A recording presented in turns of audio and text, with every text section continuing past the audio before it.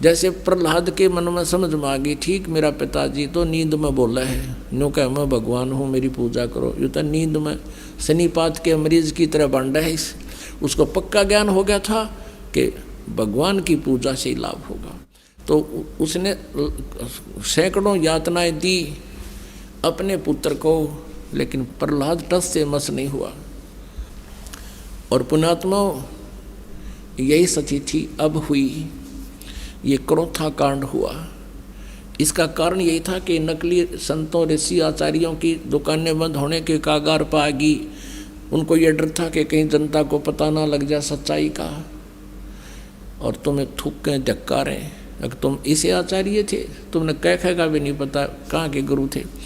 उन्होंने राजा और प्रजा को भ्रमित करके कितना जुल्म ढा दिया, कितनी झूठ बोल दी, कितनी बकवाद कह दी कि वहाँ ऐसा होता है ऐसा होता है। लेकिन आप जी प्रहलाद के रोल पर थे। आपने उस समाज और उस झूठे आचार्यों की और इस झूठे मीडिया की कतई नहीं सुनी। आप टस से मस नहीं हो सके आपने प्रहलाद वाला रोल किया है। नहीं इतनी बूंदी सुनकर तो घर के भी दूर भाग जाए जो हमारे बारे में अफवाहें फैलाई। तो पुण्यात्माओं, यह परीक्षा थी परमात्मा की कि मेरे बच्चे मुझे कितना पहचान सके हैं। क्योंकि 1994 से लेकर 2006 में युकांड हुआ था। 1994 से लेकर 2006 तक 12 वर्ष लगभग हो गए। इन 12 वर्षों के अंदर परमात्मा ने ये देखना था कि ये बच्चे मुझे कितना पहचान चुके हैं। क्योंकि आज से 600 वर्ष पहले परमात्मा ने एक परीक्षा की थी। एक वैश्या को, सुप्रसिद्ध वैश्या को हाथी पर बैठा के और हाथ में गंगा जल लेकर बोतल में और मुंह का लगा के और उस वैश्या को हाथी पर बैठा कर पूरे बाजार में घूम गए। जब 64 लाख शेष हो गए थे परमात्मा के, तो परमेश्वर कबीर जी ने देखना चाहा था कि ये मुझसे कुछ परिचित भी हैं या सुख ही नहीं मिल रहे हैं इसलिए मुझे भगवान मान रहे। तो उसमें क्या हुआ कि सभी के सभी इस लीला को देखकर 64 लाख के 64 लाख भगवान से विमुख हो गए। लोक वेद सुन के दुनिया कहने लगी, देख थारे गुरु जी ने कितने निकम्मे हैं, ये कैसा जुल्म कर रहे हैं, सरेआम वैश्यावर्ती कर रहे हैं, शराब पी रहे हैं, वैश्या को साथ लिए। अब वो मूर्ख थे। परमात्मा कहा करते रहे, निकम्यों जब तुम्हें सुख होते थे, थारे दुख दूर होते थे, तुम्हारी जुबान का थूक सूख जाता था। मेरी महिमा गाते गाते जनता के सामने भगवान आए हैं, हम ऐसे दुखी थे, सुखी कर दिए। और आज मैं इतना गंदा हो गया कि शराब भी पीऊँ और वैश्यावर्ती भी करूँ, तुम्हारी इतनी बुद्धि भी काम नहीं करी, जाओ पड़ो बाढ़ में। यही देखना चाहते थे परमात्मा। तो पुण्यात्माओं, आज उससे भी बुरे आरोप हम पर लगाए, लेकिन मेरे बच्चा एक भी टस से मस नहीं हुआ, क्योंकि ये परिचित हो चुके थे भगवान से। तो इस शिक्षा का हमें ये लाभ हुआ है कि हम भगवान को पहचान रहे हैं। यह परीक्षा थी। और अब देखना ये विस्तार कितनी स्पीड से विश्व में जाएगा। हमारा उद्देश्य है कि सब मानव समाज इस तत्वज्ञान से परिचित हो, और जिससे ये माया की दौड़, माया की हाहाकार मच रही है, इसके पाने के लिए ना भाई देखता, ना बेटा देखता, ना माँ, ना कुछ। भाई बहन का आपस में रोज़ लड़ाई रहती है, झगड़े बढ़ गए हैं, पैसा कमाने के लिए रिश्वत है। तेरा गजब हो। समाचार पत्रों में सुनते हैं, राजा लोग रिश्वत लेते हैं, जज लोग रिश्वत लेते हैं। आग लगी फिर रह गया कि इस पृथ्वी पर फिर कौन जीव बचेगा। पुण्यात्माओं, कितने तक कानून बना लियो ये सरकारें, कति कोई लाभ नहीं होगा। इस अध्यात्म ज्ञान से जीव को हेट हो जाएगी इन गंदे कर्मों से। उसको पता लग जाएगा कि कहाँ रखूँगा इस धन को, कि आग लाऊंगा, ये पाप मेरे साथ रहेंगे और माया मेरे साथ रहेगी नहीं। तो इस आधार से पूरे विश्व में शांति होगी। हम भगवान की भक्ति में बहुत समय लगा सका करेंगे। अब तो दिन रात माया जोड़न की तगड़मबाजी फार्मूले याद रखें हम कैसे धन जुड़े, और धन वही मिलना जितना भाग्य में, उससे अधिक मिल नहीं सकता। और परमात्मा कबीर जी की शरण में आने के बाद आपके भाग्य में ना होगा तो भी देगा। अब परमात्मा कबीर जी कहते हैं जैतन राजपाट भी चाहिए, हमारा धर ले ध्यान। नमस्कार जी। सत साहिब जी। क्या नाम है जी आपका? जी मेरा नाम सुमन जटियान है। बहन जी आप कहाँ से हैं? जी मैं कपाल मोचन, जिला यमुनानगर, हरियाणा से। संत रामपाल जी महाराज की शरण में आप कब आए? जी मैं संत रामपाल जी महाराज की शरण में 9 दिसंबर 2017 को आई। संत रामपाल जी महाराज की शरण में आने से पहले क्या आप कोई भक्ति साधना भी करती थी? संत रामपाल जी महाराज की शरण में आने से पहले मैं देवी देवताओं की भक्ति करती थी और पितृ पूजा करना, सोमवार के व्रत रखना, देवी की मतलब दुर्गा की पूजा करना या फिर श्याम जी के जैसे एकादशी के व्रत रखना, ये सब पूजाएं करते थे। इन सभी भक्ति करने से मेरे को कोई लाभ नहीं हुआ। हमारे घर में बहुत ज़्यादा क्लेश रहता था। शादी के बाद जैसे मेरे हस्बैंड ड्रिंक करते थे, वो लड़ाई झगड़े करते थे। उन दिनों मैं व्रत भी रखती थी। कई बार तो ऐसा होता था जैसे मैंने व्रत रखा है, शाम को जैसे मैंने पूजा करनी है, उसी टाइम जैसे ये ड्रिंक करके आए हैं, लड़ाई झगड़े होते थे, बहुत क्लेश होते थे, मतलब कोई सुख नहीं था उस टाइम। बहन जी संत रामपाल जी महाराज की शरण में आने का क्या कारण बना, कैसे आना हुआ? सर संत रामपाल जी महाराज की शरण में मैं ऐसी आई कि 2014 में अगस्त में यमुनानगर में डाइट कॉलेज में जैसे मेरा एज ए प्रोजेक्ट के अंडर एक मास्टर ट्रेनर में नंबर पड़ा, तो उस टाइम वहाँ पे एक मैडम रहते थे, तो वो भी मेरी तरह इतने जिज्ञासु थे कि परमात्मा जैसे एक कहते हैं कौन है, कैसे हैं। वो भी बताते थे कि मैं भी व्रत रखती हूँ। वो भी मेरी तरह मतलब आन उपासनाएँ करते थे, देवी दुर्गा की पूजा करना या मतलब दूसरे देवताओं को मानना। उन दौरान मतलब भागवत पढ़ रही थी, जैसे मेरे फ़ोन में डिजिटल में मैंने भागवत की हुई थी। मेरे को पंजाबी आती थी, संस्कृत नहीं आती थी, तो मेरी जिज्ञासा बहुत थी कि ऐसा इसमें क्या है, हर कोई पढ़ता है। तो उन दिनों वो मैडम भी ऐसे ही पढ़ रहे थे। मेरे को अभी भी याद है कि जब यहाँ पे कुरुक्षेत्रा में गीता जयंती में मेरे को एक मैडम आते थे हमारे साइकोलॉजी के, उन्होंने हमें एक किताब दी जिनका नाम था गहरी नज़र गीता में। तो वो कहते हैं कि गीता जयंती पे कुछ लोग मतलब ये पुस्तकें लेके मतलब बता रहे थे कि ये पढ़नी चाहिए। तो मैंने सोचा कि आप भागवत पढ़ते हो तो आप लोगों के लिए ले आऊँ। सभी ने अपने डोर में रख दी। तो मेरे को इतनी जिज्ञासा थी कि मैं फ़ोन से छोड़ के मैंने सोचा कि फ़ोन में दिक्कत पड़ती है तो मैं इसको पढूं। जब मैंने उनको पढ़ा तो मैंने उन मैडम को बताया जो मेरे साथ क्लर्क है वहाँ पे।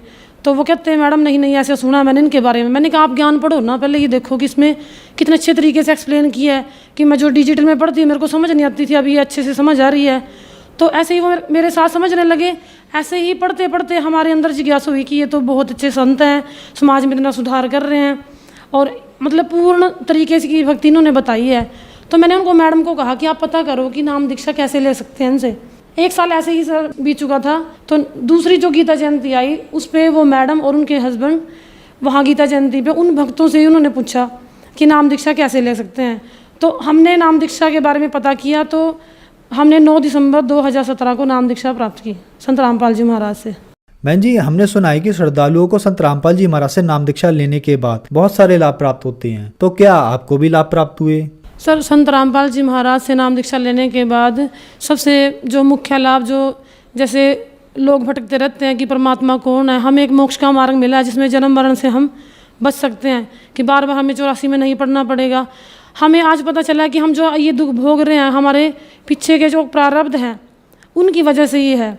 लेकिन सारे गुरु कहते हैं कि ये प्रारब्ध आपको भोगना पड़ेगा। सिर्फ संत रामपाल जी महाराज जी ये कहते हैं कि सद्भक्ति अगर आप करते हो, उस पूर्ण परमात्मा की भक्ति आप करते हो तो आपको ये भोगने नहीं पड़ेंगे।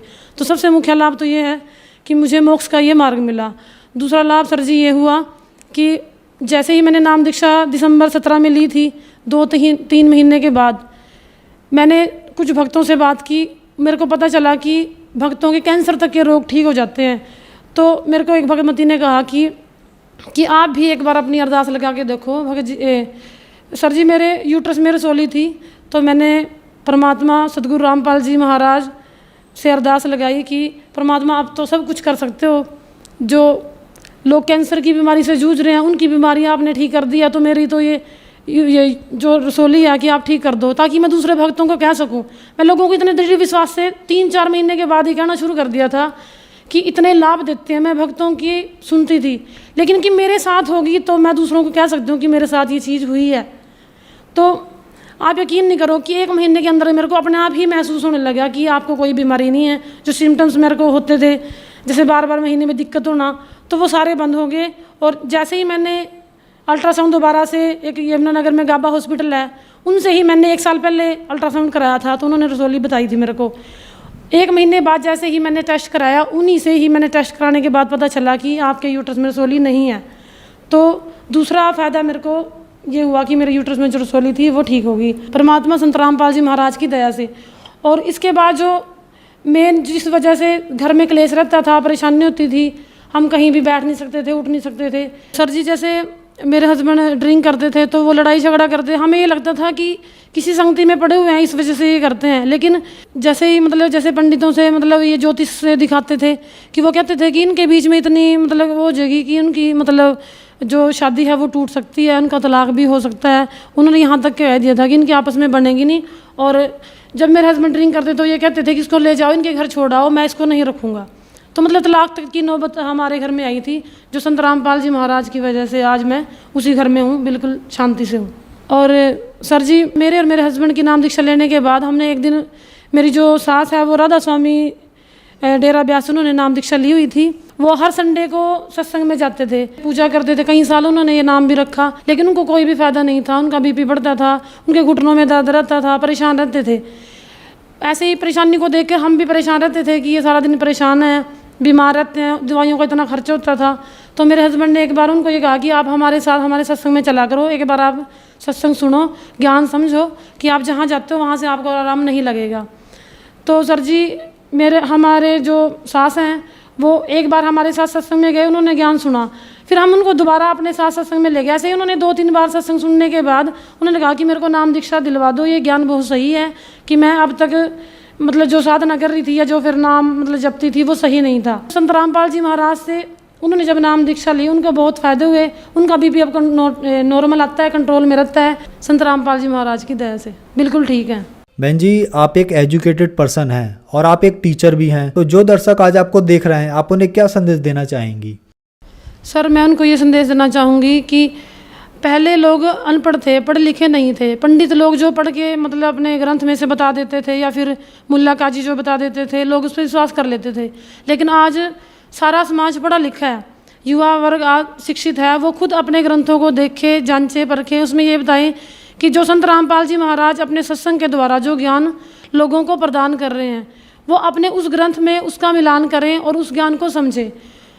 आप देख रहे हैं कि हमारे जो भारत नहीं विश्व में भी काफ़ी लोग संत रामपाल जी के ज्ञान को सुनने के बाद उनके नाम को ग्रहण कर रहे हैं। डिजिटल में भी कई पुस्तक सेवाओं के ऑर्डर आते हैं कि लोग पढ़ते हैं, किताबें मंगाते हैं। किताब पढ़ने के बाद, किसी को सत्संग सुनने के बाद या फिर टीवी पर जो चैनल आते हैं वो सुनने के बाद लोग बहुत ज़्यादा जुड़ रहे हैं, जिनको आर्थिक, मानसिक और शारीरिक काफ़ी लाभ हो रहे हैं। तो मैं जो पढ़ा लिखा समाज है उनसे यही प्रार्थना करना चाहूँगी कि एक बार संत रामपाल जी महाराज के सत्संग सुने, उनके ज्ञान को समझे। ऐसा ना हो अपना इतना कीमती जो जीवन है उसको ऐसे ही व्यर्थ कर दे। हम पढ़ लिख के इतने चालाक हो जाते हैं कि हम ये सोचते हैं कि जो ज्ञान है वो मेरे अंदर ही है, कोई दूसरा हमें समझा नहीं सकता। या फिर ये कहते हैं कि हमें तो गुरु बनाने की ज़रूरत नहीं है। जब हम पढ़ते थे हमें थोड़ा ये लगता था कि गुरु बनाना कोई ज़रूरी नहीं है, लेकिन जब इंसान पे दुख आते हैं, तकलीफ़ आती है, तो वो परमात्मा की तरफ देखता है। परमात्मा को मिलाने का काम गुरु करता है। और इस संसार में इस समय खुद कबीर साहिब परमेश्वर संत रामपाल जी महाराज के चोले में आए हुए हैं, तो आप उनसे नाम दीक्षा लें और अपना सद्भक्ति मार्ग लेकर कल्याण करवाएं। संत रामपाल जी महाराज से नाम उपदेश कैसे ले सकते हैं? संत रामपाल जी महाराज से नाम दीक्षा लेने के लिए हम साधना चैनल पे शाम को 7:30 बजे उनका सत्संग चलता है। उसके नीचे एक पीले रंग की पट्टी आती है जिस पे हर डिस्ट्रिक्ट के फ़ोन नंबर्स लिखे होते हैं। आप अपने ज़िले के हिसाब से वहाँ कॉन्टैक्ट करके नाम दीक्षा प्राप्त कर सकते हैं। धन्यवाद जी। धन्यवाद।